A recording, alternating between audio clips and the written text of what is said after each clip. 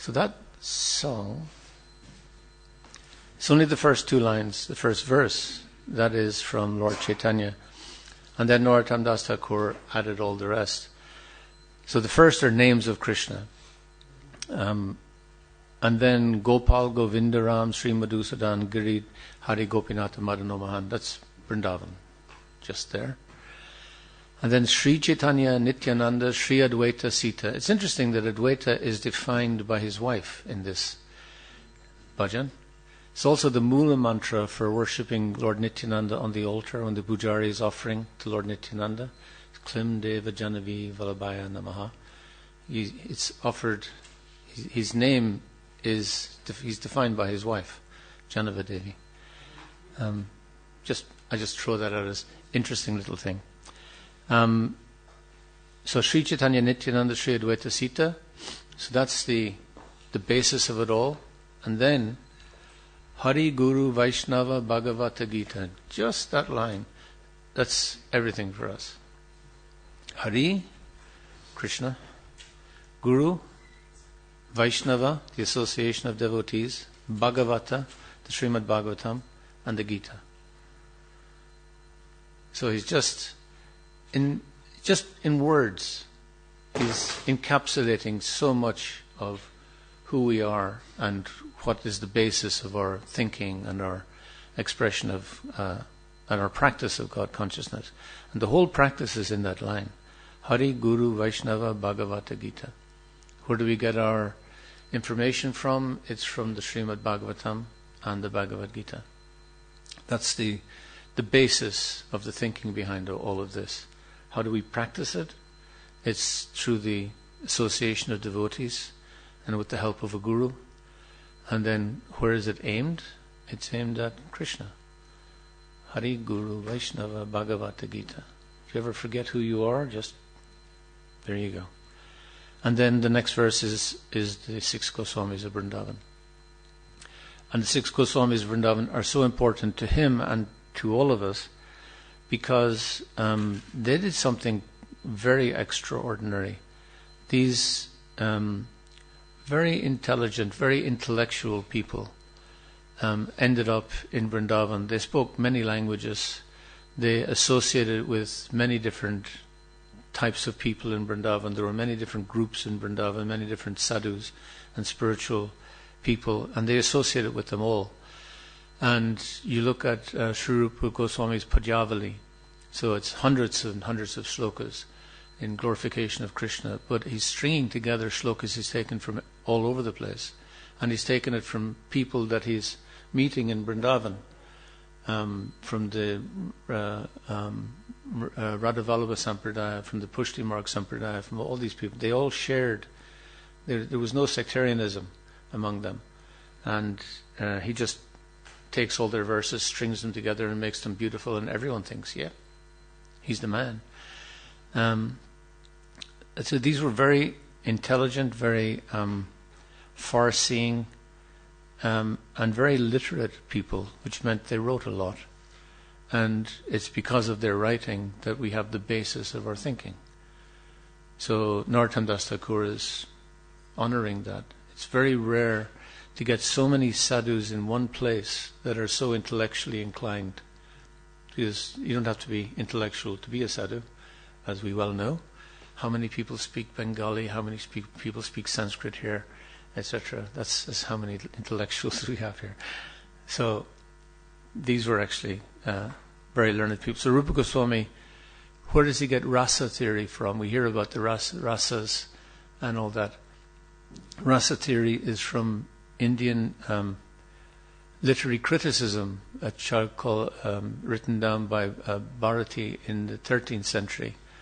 And this is a sophisticated form of literary criticism of how do you construct a drama, how do you write poetry, and how do you express emotion when you do that. So these are intellectual theories about how you do that. And he took that, which meant he was fully aware of it.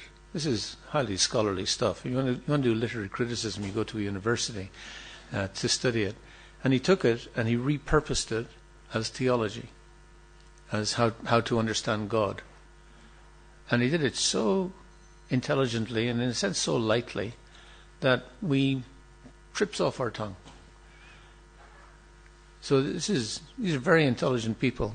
So he's giving them all praise and sticking them into one verse for us to know these are very important people in our tradition.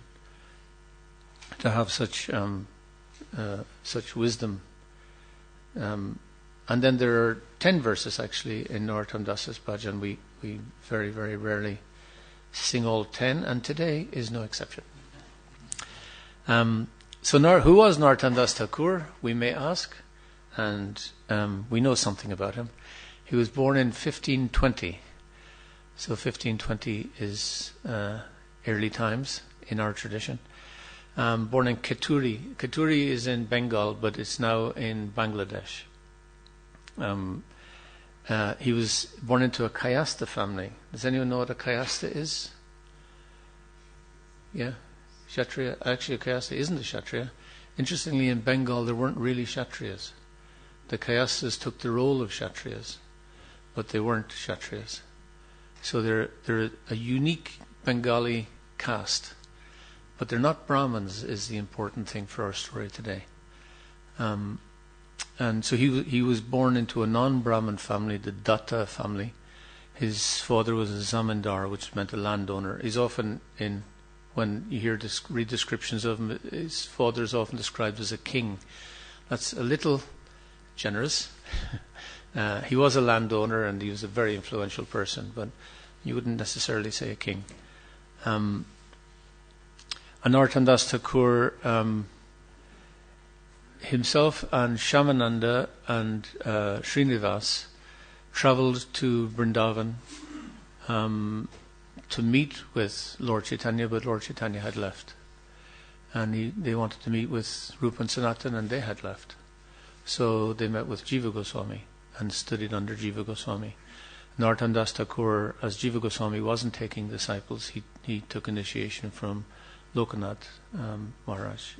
And that's why you have that in the Guru Vandana prayers, you have that Lokanath is mentioned in there, because that's bhajan in praise of his Guru.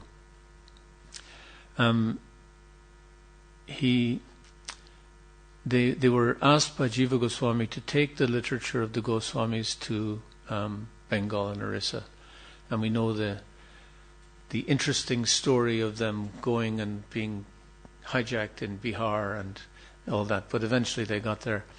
Srinivas went to the north, to Bihar and Assam and that area, northern Bengal, and Narottam went to the center, went back to Keturi and that area, and then Shyamananda went to the south, to Orissa. So they went and situated themselves there. And they each practiced in a very different way. Srinivas was very much the organizer. There are many biographies of Srinivas written between this time and the middle of the 1800s.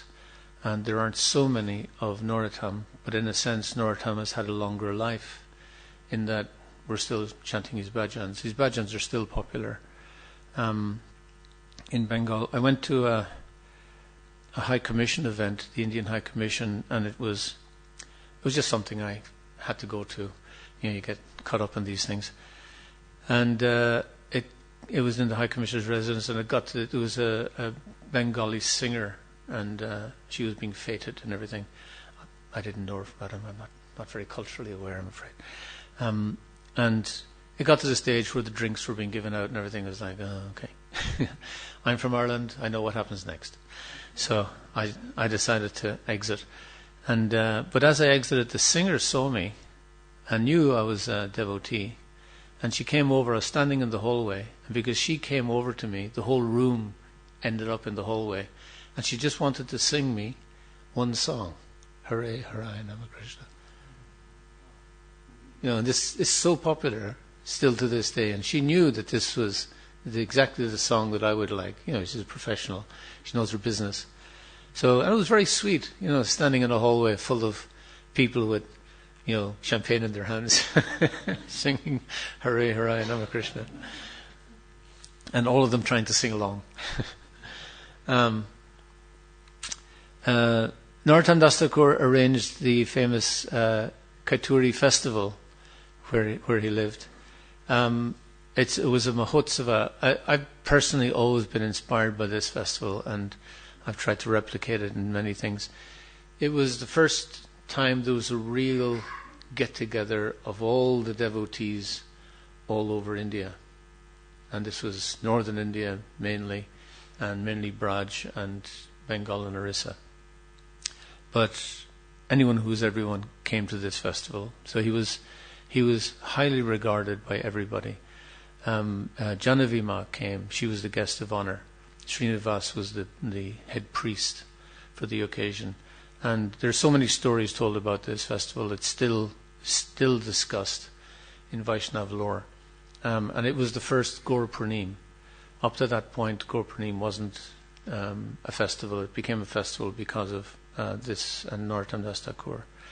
And there was a lot of singing and chanting, obviously, at the festival. And Narottam Das Thakur was particularly famous for the Granhati style of kirtan and bhajan. He had a particular musical style that still exists by the skin of his teeth in Bengal. And I hope someday some devotee goes and learns this style. When you go to Bengal and you travel around to these famous places that are mentioned in the scriptures, and they're centers of devotion for our tradition, you find that they all have unique styles of kirtan and bhajan. You'll hardly recognize it. They'll be singing a bhajan, but you won't hear it. And it's important for us to capture this. This is our culture. This is our heritage. So it would be nice that we had some people who could lead us in Ganhati style. He produced 2 collections of songs that we have. It's suspected that he might have produced more that we don't have. There's an awful lot attributed to Narottam Das Thakur that definitely isn't him. And there's a little bit of grey in the middle where we're not quite sure. But there's 2 that we definitely know. One collection is Parthana, which means prayers, and the other is Prema Bhakti Chandrika, the moon ray of Prema Bhakti. A lot of the bhajans we chant come from the collection Parthana. And the other interesting thing about him is maybe the most important thing in terms of our theology, in a sense. He was a little bit of a revolutionary in that he started to initiate disciples. He was the first Gaudiya Vaishnav, non-Brahmin, to initiate. Up to that point, everyone else was a Brahmin, so no one made an issue of it.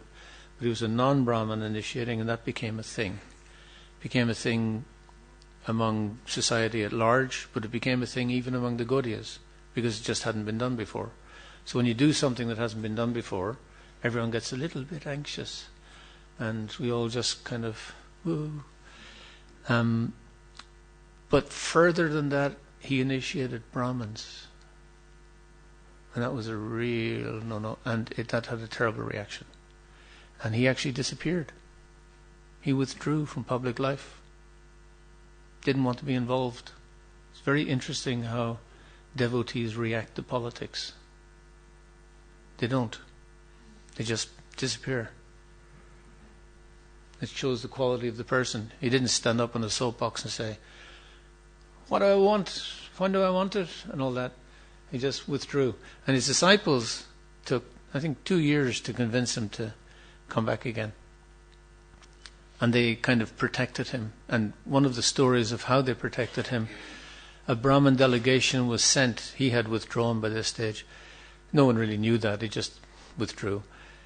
A Brahmin delegation was sent to straighten him out, to come and overpower him with Sanskritic wisdom.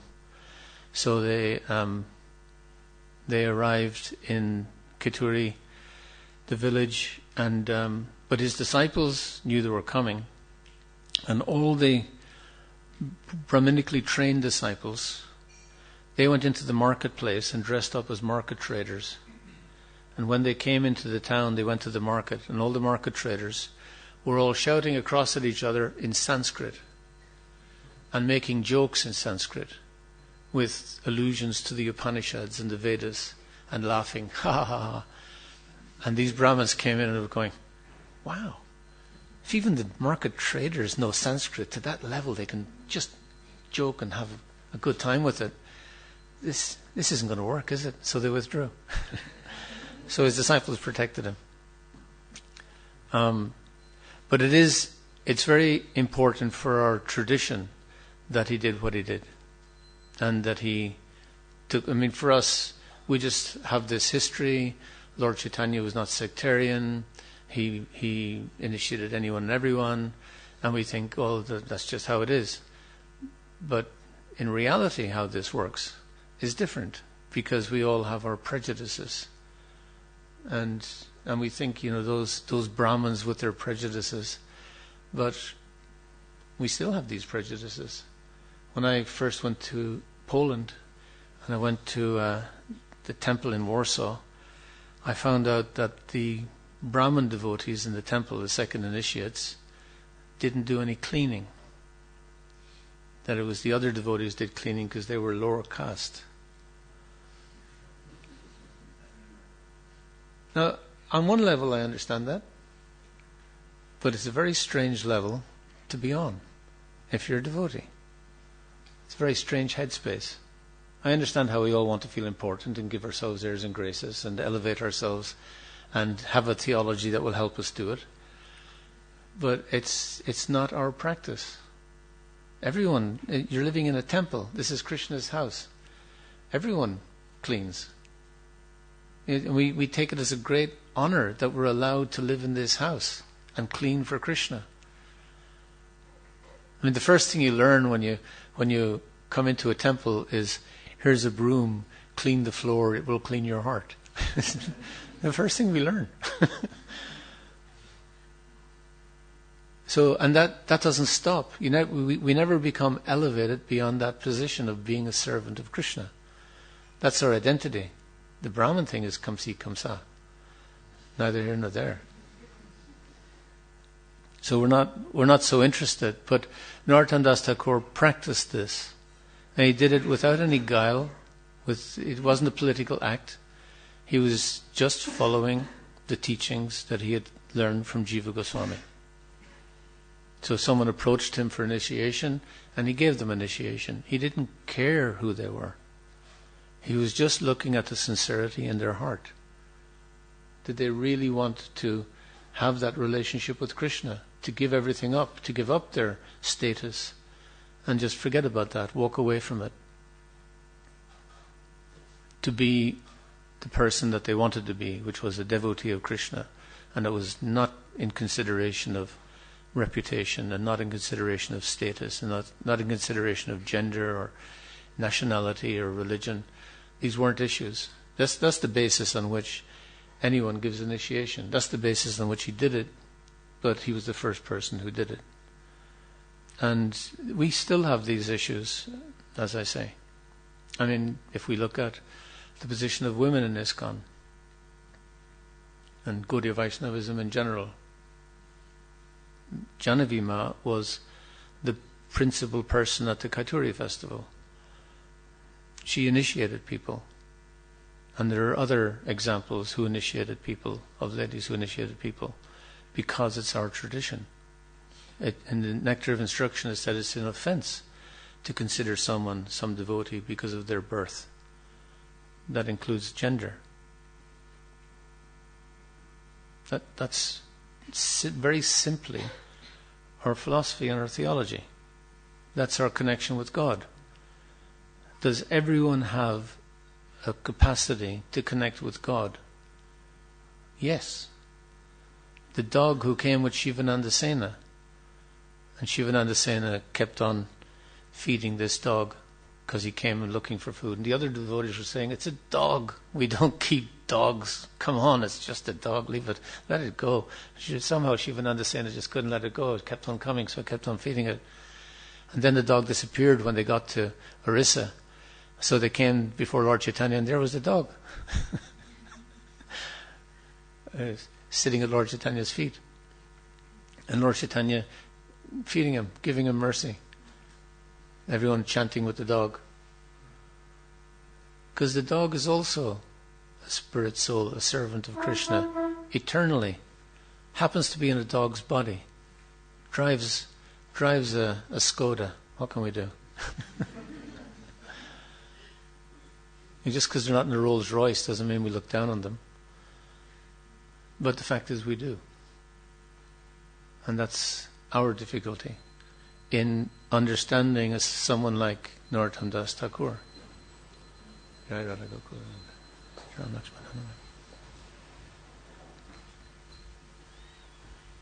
So his example to us is it's very important. I mean, we wouldn't be initiated as Brahmins in our sampradaya if it wasn't for him.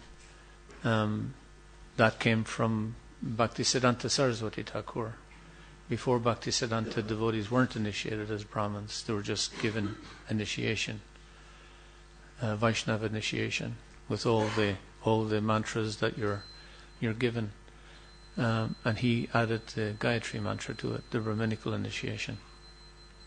So that's a very recent thing, and he was criticized heavily for it. And he did it to make Narottam Das Thakur's point again in a new age. He specifically did it for that, to show that Vaishnavas and Brahmins are the same. If you actually practice as a Vaishnav, then you are practicing as a Brahmin. Of course, the challenge is to be actually practicing as a Vaishnav. When Gaur Das Babaji was asked, how do you achieve Krishna Prema? He said it costs 2 annas. An anna is less than a paise, and paise is less than a rupee. He said you go to the marketplace and you buy 2 books, Partana and Prema Bhakti Chandrika, and then you can have Prema Bhakti. So these 2 books, as we see, they're so simply written, but they contain everything. They're written in such a way that they become popular. He's very, very intelligent. If you think from a marketing point of view, to market Krishna consciousness in his time or in any time, this is sharp. You make it so simple that everyone gets into it. You do it in a musical style that everyone can easily follow. Bhaktivinoda Thakur used tunes from the Bauls, who were Apasampradaya kind of people, but he used their tunes because they were the popular tunes of the day for his bhajans. And his bhajans are also still popular in Bengal because of it.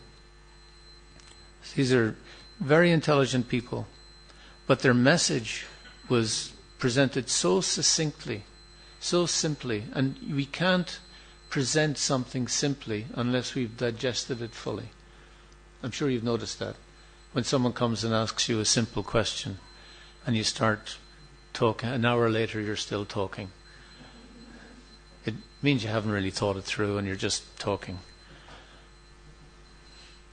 So if we've really thought it through, again I marvel at Srila Prabhupada, how he was able to communicate. If you read all the writings of people before Srila Prabhupada, it's so difficult to read, even in English. Our theology is so difficult to read. But Prabhupada made it so simple, which meant he'd really digested it, he really understood it, so that you can state it simply with full confidence, and it stands up. Narottam Das Thakur did exactly the same. And that's a very merciful thing to do, because working in Oxford with scholars, it's very difficult for them to write in a way that us normal souls can read. Have you ever read an academic treatise? The ontology of the situation is perfectly seen in how the hermeneutic develops. That's kind of what? You say which means it's interesting how they interpreted God. That's all. That's all he said. So how do you translate that? So we have to. So for him to translate it so simply is very, very kind of him. It's the compassion of the devotee. Another just historically interesting thing, we talked a little bit about politics. Rajman Singh of Jaipur, he funded the Govindaji temple in Vrindavan. So he was a great patron of the devotees in Braj. But Akbar sent him to Bengal to conquer Bengal. And so he was being the patron there, and then coming to conquer Bengal, where Shaunaka, Narottam Das Thakur, and all these other Vaishnavas were living. So the devotees were living in two places where the one person was being a patron and being the military oppressor, shall we say. And they didn't get involved in any of this. And again, this speaks to us today when we look at Palestine and Israel, when we look at Ukraine and Russia, and we have our side picked, and in some cases devotees are literally fighting on one side or the other, and that's very difficult. But the devotees didn't engage in this. They didn't engage in politics. They didn't engage in these issues. They didn't engage in when Prabhupada sometimes explains the fact that we vow not to gamble. He sometimes says frivolous sports. We think gambling is down at Betfred doing the horses, but no, he's talking about just wasting time. You're gambling with your life. So frivolous sports is football. Oh, I said it. I'm so sorry. And all that, and being very, very anxious about who wins strictly, and all that. And I know everyone does a bit of that. It's a bit of letting off steam, fair enough. But don't take that as the goal of life. You know. But it's the same taking sides nationalistically, where we identify with a country and then we identify with fighting for that country. And that's also frivolous from a Krishna conscious point of view. You can have your football team, you can have your political party, everyone will have a different one, that's fine. But how far do you take it? How much energy do you put into it? And for a devotee, you dedicate your life to putting your energy into serving Krishna, into learning how to be compassionate, tolerant, peaceful, how not to be an enemy to anyone, how to be the friend to everybody. That's the quest. It generally doesn't mean picking up a gun and shooting anyone.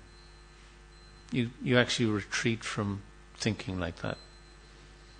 If that's the way the zeitgeist goes, if that's the way the mood of the nation goes, the cycle comes around and everyone runs off to the battlefield, and then the next cycle comes around, everyone runs back to the field.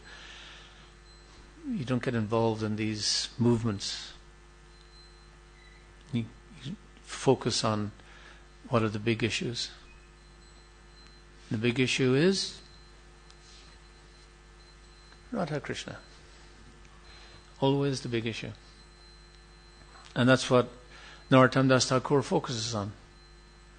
And you could say, well, that's not real life.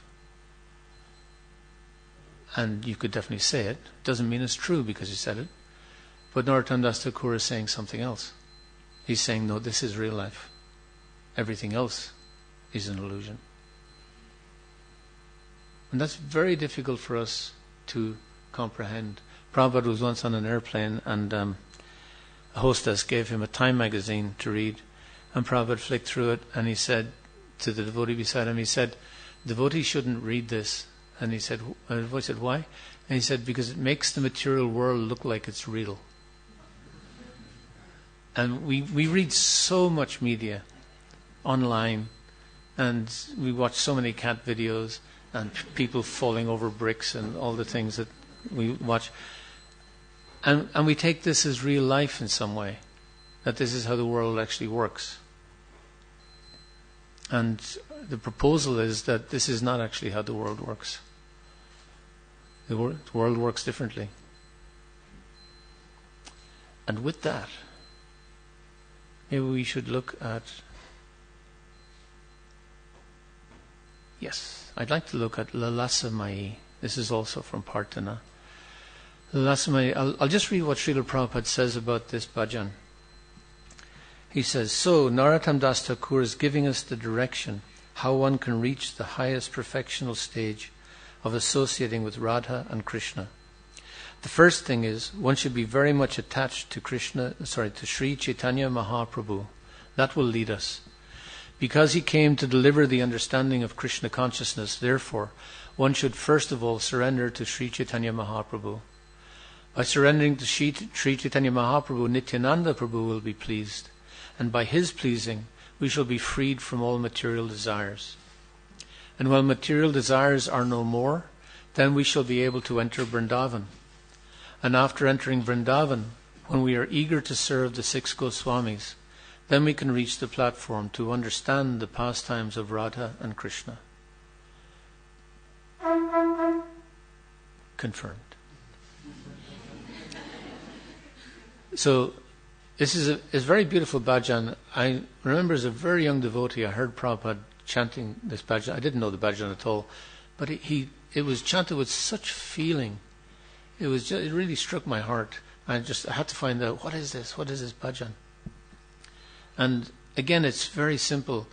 The translation, when will that opportune moment come to us? When there will be shivering in the body as soon as we chant Lord Gauranga's name. While chanting Hare Krishna, when will there be tears in our eyes? So that's Prabhupada saying, first become attached to Lord Chaitanya.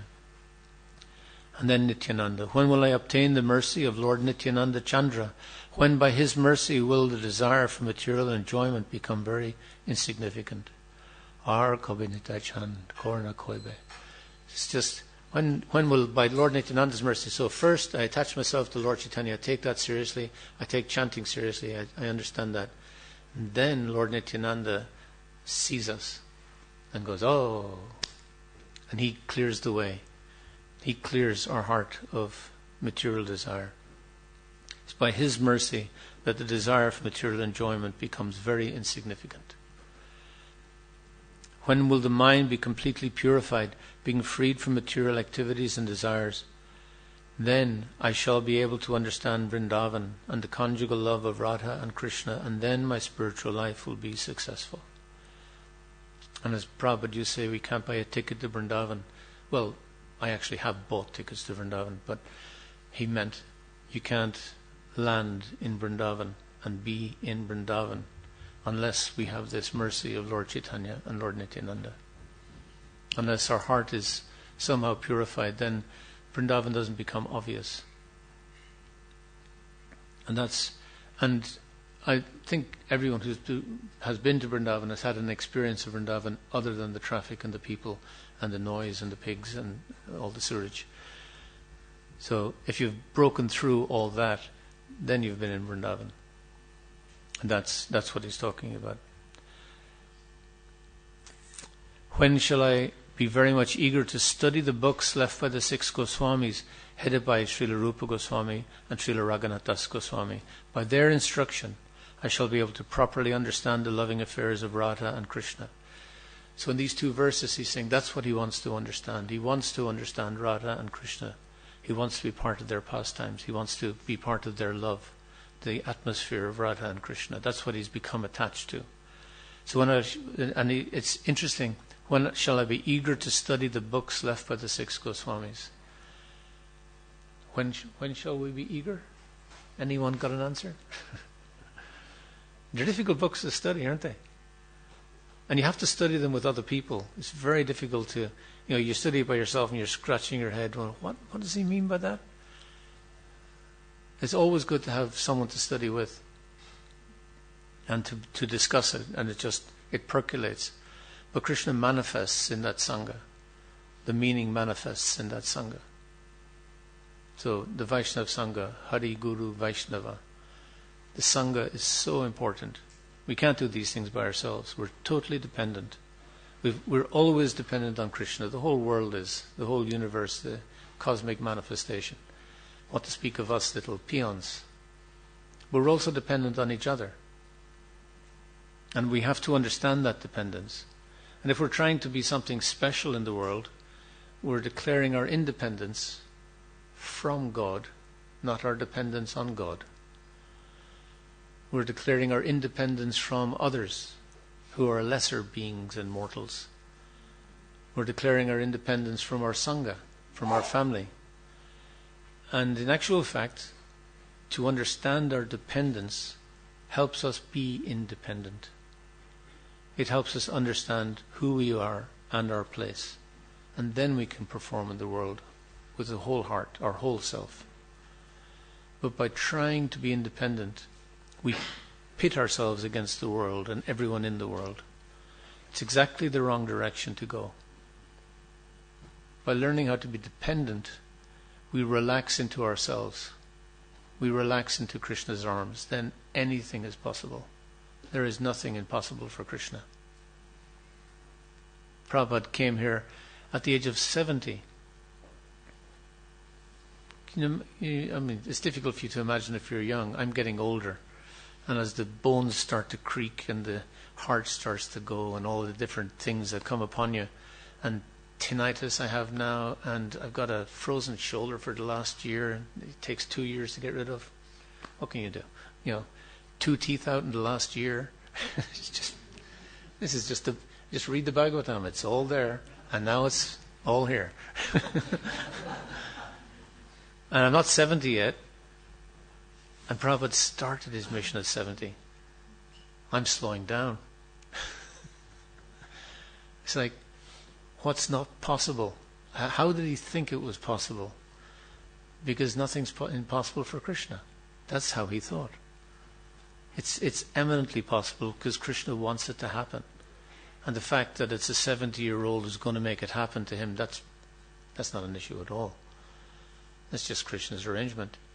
And he came and he said one time after being in the West and making so many disciples, and he was getting a little frustrated with his disciples. So many of them were hippies, little irresponsible and dirty. And Prabhupada said, I prayed to Krishna for first-class men. He sent me 10th-class men. But this is what he had, so this is what he worked with. And look what happened.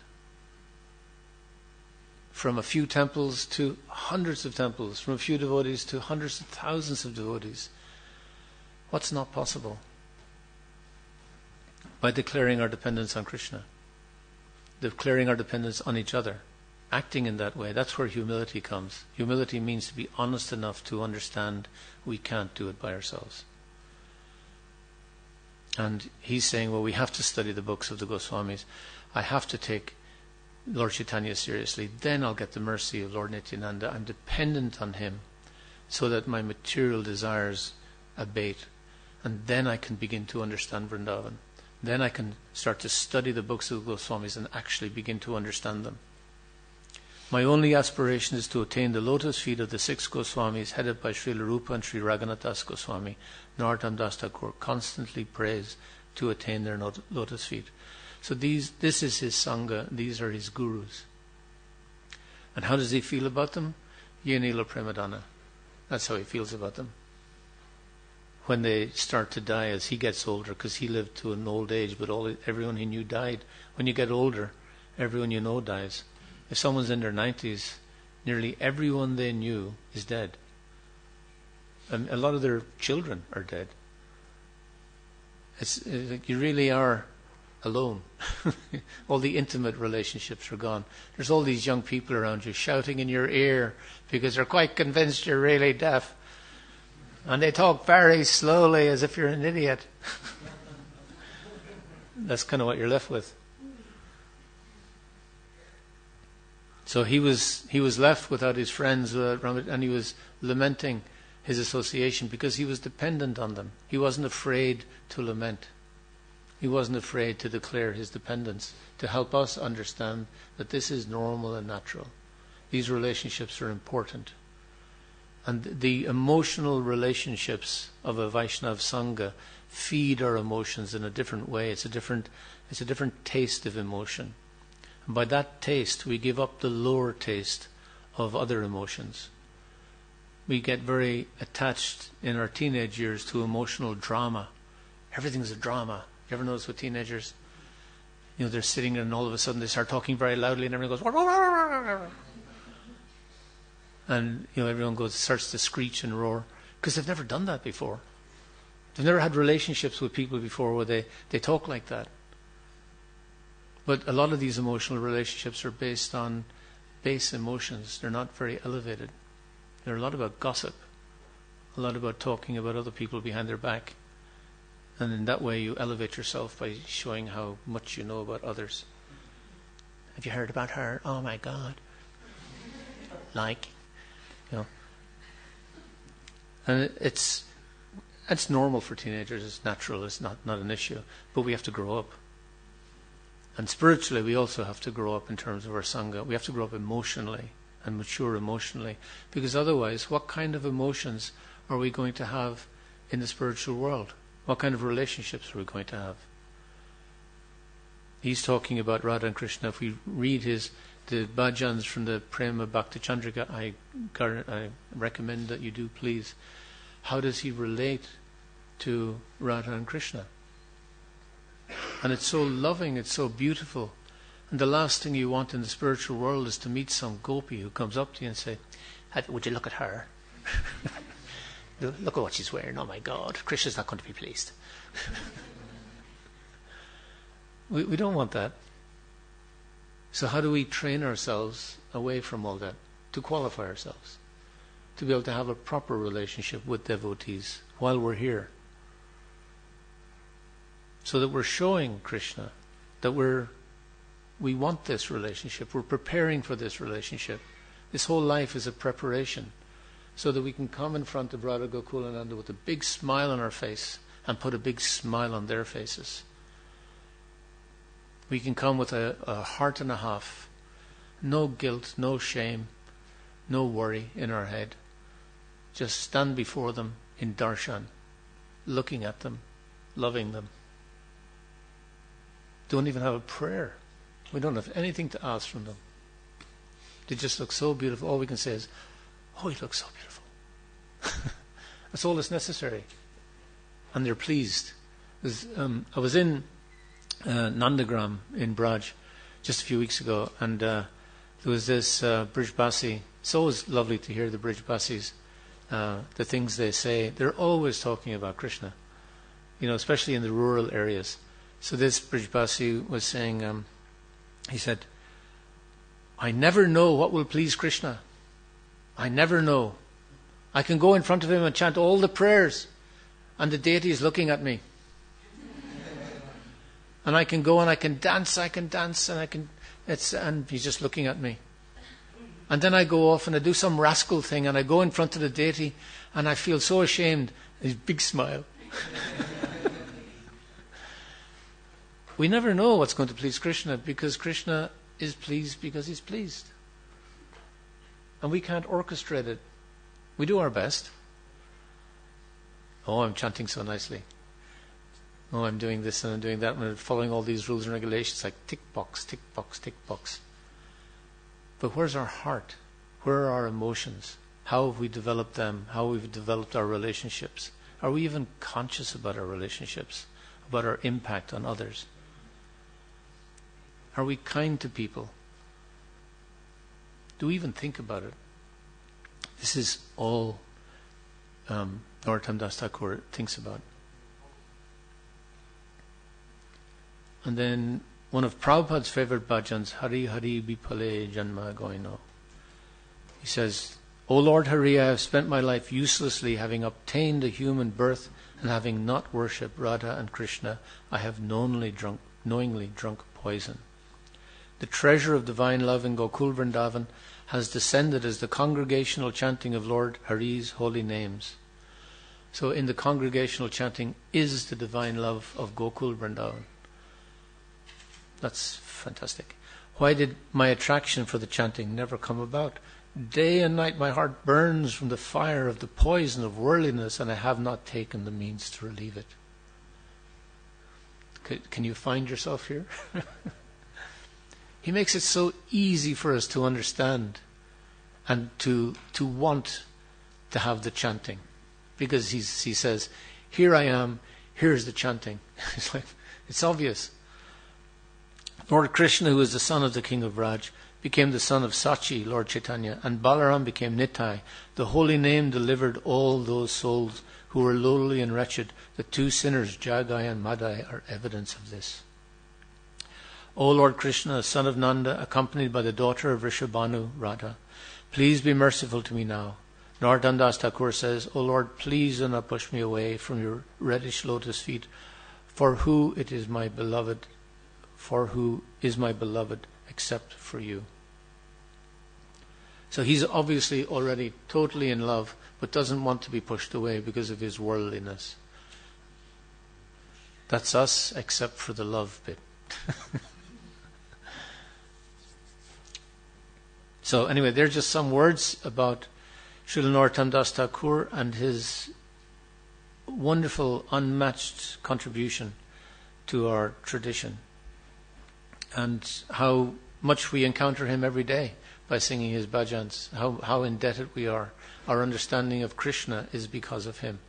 We say it in the prayers to the Guru, and then we translate the prayers so it fixes it in our mind. We do that every day. This person is so special. Jai, Srila Narottam Das Thakur ki! Hari Hari. Do we have time for a question or an answer? Oh, question?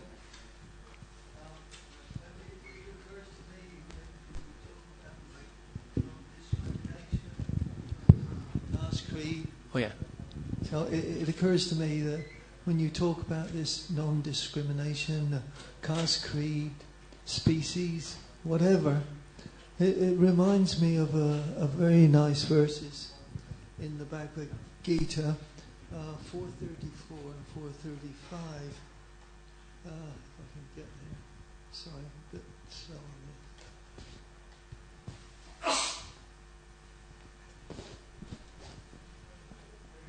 it. It says here, is this verse Tadvadi pranipratena yeah. pariprashnena sevaya. Yeah. He says if we go to a spiritual master, having obtained this knowledge, you'll then in the next verse he says, having obtained this knowledge, you will learn or see that all living beings are but part of the Supreme, and they belong to me. Yeah. But not only belong to me, they belong. Krishna belongs to them, and they belong to Krishna in a loving exchange. They belong to each other. We belong together. We always have done. Wonderful. Thank you. That's the perfection. It is, isn't it? Yeah. It's wonderful verses. Because all of us, we're all looking for love, and we're looking to love and to be loved. Yeah. And that's what gives us satisfaction. Yeah. And that's what we all aspire to, that's what we all talk about. And that's what we all think is great. It's just that where we're looking for it, unfortunately. And we don't look to Krishna for it.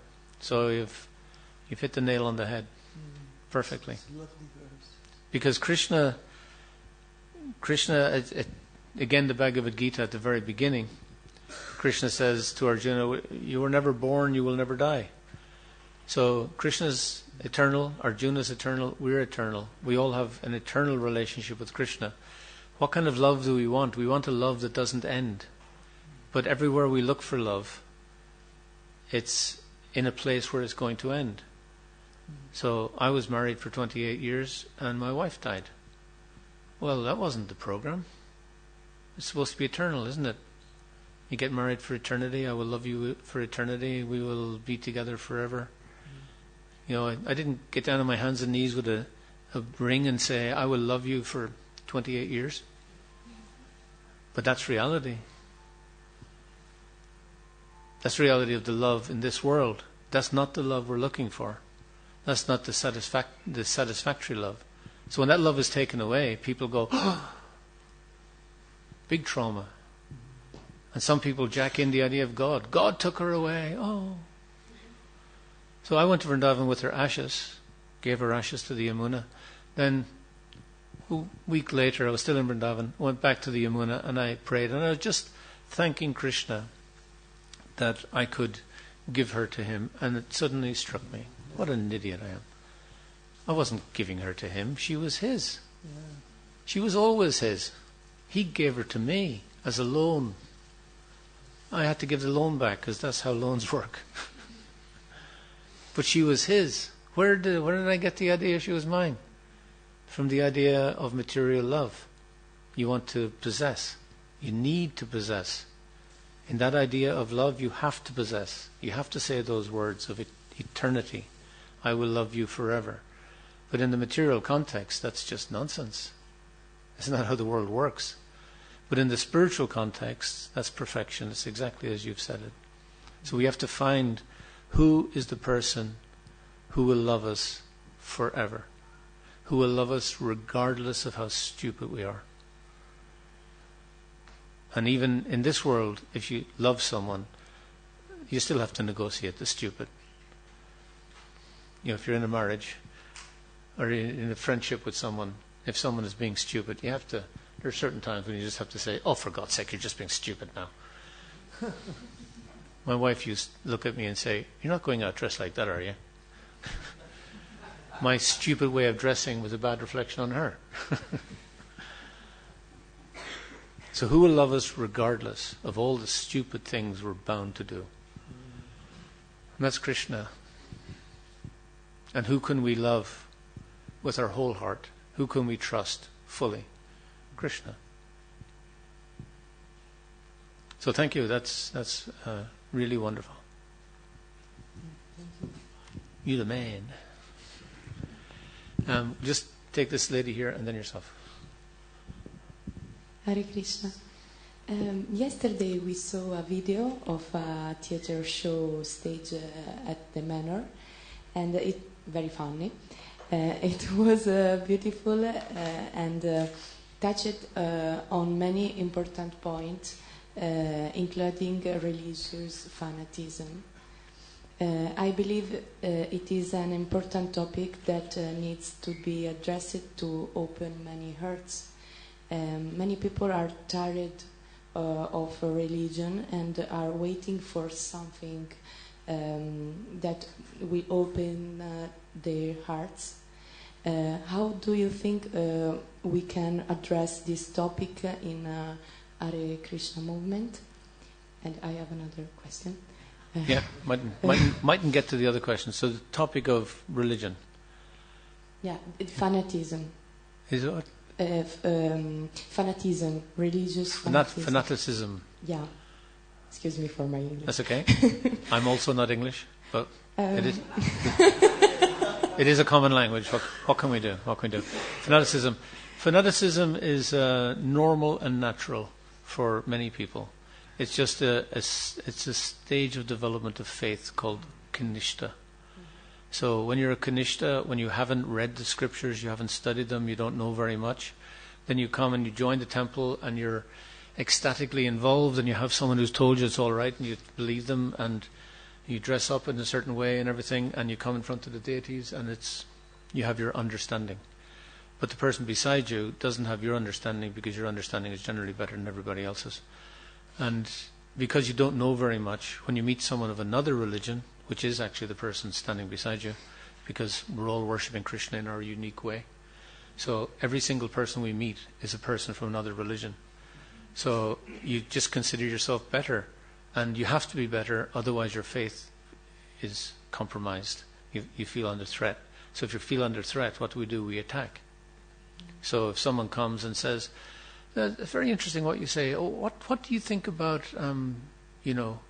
how the thing in Gaza and the difficulties of two religious communities fighting with each other? Like, it's cultural, it's historical, but it's also religious. And if you don't have an answer to that and you haven't thought about it in terms of your newly found religion, then you'll deflect. And if the person keeps on persisting, asking intelligent questions, you'll eventually attack them. And you'll say, just all you have to understand is chant Hare Krishna. And once you've said that, the last thing they're ever going to do is chant Hare Krishna. You've just blown it. So fanaticism is perfectly understandable. It just means we have weak faith. The stronger we become in faith, the more we can perform in the world. the more we can understand other people, appreciate other people, and appreciate their faith. So it's just a normal part of the development of of spirituality within any one person. And I would say the Kanishta level is the level of religion, not spirituality, shall we say. So, and it's very collective as well. We, the Hare Krishna movement, when we go out and preach as a Kanishta, we preach on behalf of the whole Hare Krishna movement. The fact is we haven't asked all the members, do they agree with anything that I've just said, or the way that I said it. And, so we have a tendency to do that. As we develop spiritually, when we make a public presentation, we generally represent ourselves as followers of Srila Prabhupada, of Lord Chaitanya, of Lord Nityananda, but we don't make truth claims on behalf of whole groups of people. And that's just more credible. And then it's more credible for ISKCON, that this Hare Krishna person, very open-minded, very broad-minded, and then when they meet a non-broad-minded one, then they've got something to play with. It's the Hare Krishnas aren't just all crazy. Because when we were young devotees, and at one stage it was just young devotees, when I joined in Ireland, the oldest devotee was 30. And he was like an old devotee. I was 18. Like if you're 18, a 24-year-old is old. It's like there's a big gap between 15 and 18, 18 and 20. So, we weren't old. We didn't have a clue what was going on. And we just went out and just bombarded people with the fact that they had to shave up and join the temple. And we hadn't thought it through. What were we going to do? We were going to fill the temple up with people? How many people? There's 4.5 million people in Ireland. They all had to join that house? What were we thinking? We weren't thinking, basically. So we didn't have enough information to go with. Thank you. The other question is, what is the lesson of fanatism? But you answer. Yeah, what's the lesson? Give it up. Yeah. Move on. So it's understand when you meet someone who's fanatic, it's you can perfectly appreciate them and understand them. We don't have to make an issue. When people become extremists, that's difficult. Then you have to do something about it. Extremism is dangerous in any politics, religion, sport, whatever you're doing. Not good. So final question. Yeah, just a comment to compliment all what you have, all three of you have said. Like belongingness, yes, that's the key, and that's what moves the world, and that's the realization. And coming to love, we are looking for love, but actually, what is love? We are love. Okay, so this is not love is our own. This is not as much a comment as a we're developing into a class now, aren't we? Yeah, I mean, love is our own existence. So what we are looking from or seeking love is actually we are love, and there is the duality of mind. Of course, I won't be able to say which verse it says, but I've so many times read Bhagavatam, and I've understood that duality is, it's a part and parcel of our mind, and that's where the fanaticism comes from, and we get stuck into that. But actually, it is like we say God is one. God is truth. God is love. Yeah, can I just? That's all I wanted to say. Yeah, I know exactly what you wanted to say, but it's not true, unfortunately. I'm sorry I have to say that, but it's not all one, and we're not all love. Yes, we are eternal servants of Krishna, full of bliss and knowledge and love. There's no doubt, but we have definitely forgotten that. So if we try and practice under the illusion that we are love without realizing it, we're going to end up as extremists. And that's just not healthy. And fanaticism isn't good because it's intellectually deficient. But the bigger issue for us is realization of love. It's not a declaration of love. There's too much of that. I love you, I love you, I love you, I love you all. And I can become a guru by just saying that all the time.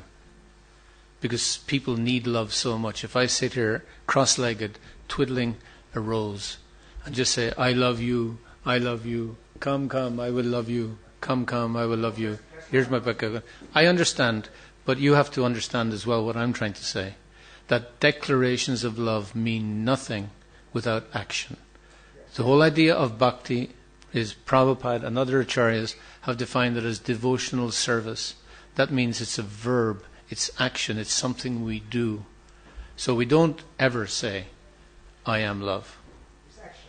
That's what I said. Love is seen to be done, and it's seen in relationships. So there is duality, and Krishna and I are one. But we're also individual. That's why I can have a relationship with Krishna. So the spirit is exactly the same. The energy is exactly the same, but not in quantity. Krishna is Krishna. And our relationship exists because of that duality. The ability for me to love is because Krishna is Krishna and I'm me. And how do I get to the stage of loving Krishna? I can't do it by repeating a mantra, I am love. I repeat a mantra, Hare Krishna. That this is love. And then I focus on the other. If I focus on me, I won't focus on Krishna. And we have to focus on Krishna, because that's what love means, only to be concerned about the other. And it's nothing to do with me. I don't want anything in return. And unfortunately, we'll say, I am love, I am love, I am love, and we will expect a return on our mantra from the Lord. We will expect nice feelings and sweetness and light. But we expect nothing from our service. That's pure devotional service. And that's what we aspire to, and that's what's so difficult, because we expect so much. So the declaration is of no value, and Prabhupada was adamant about this. This is why I'm being adamant about it. He emphasized devotional service. It's something that we have to do, and we have to do it now. And if we practice it now, we will realize that love. We will learn how to love, and we will be filled with that love. And we won't know how it happened. It'll be by the mercy of Krishna. Srila Narottam Das Thakur ke, Srila Prabhupada ke, Radha Gokulananda ke, Jai.